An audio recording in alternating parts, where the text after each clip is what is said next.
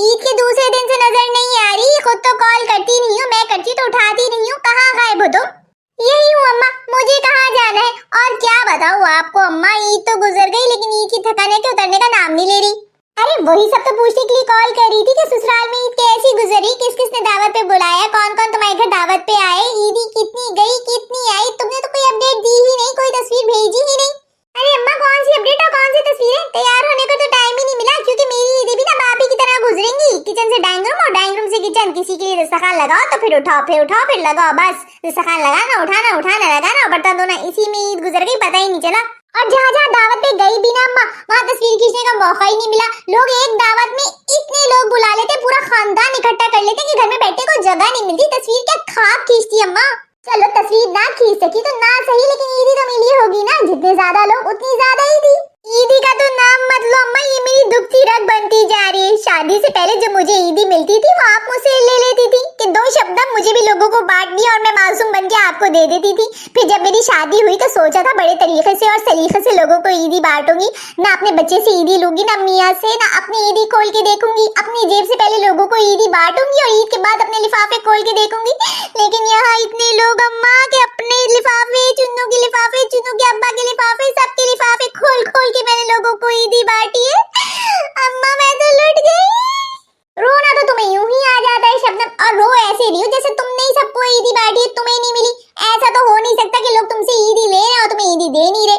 तुम्हें भी तो ईदी मिली होगी ना?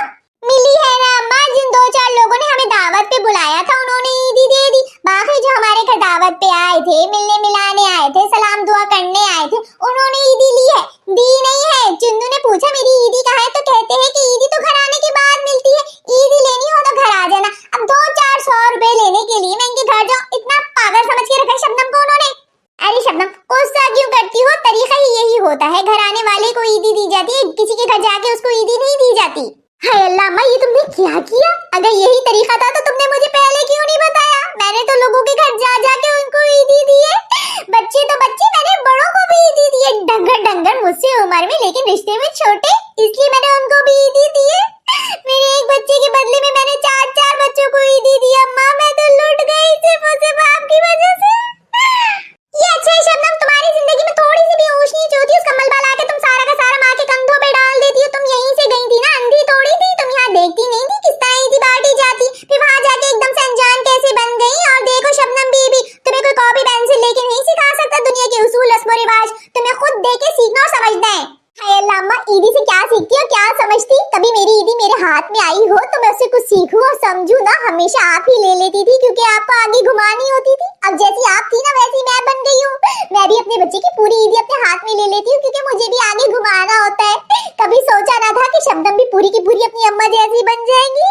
जैसी अम्मा थी शबनम की वैसी शबनम बन गई।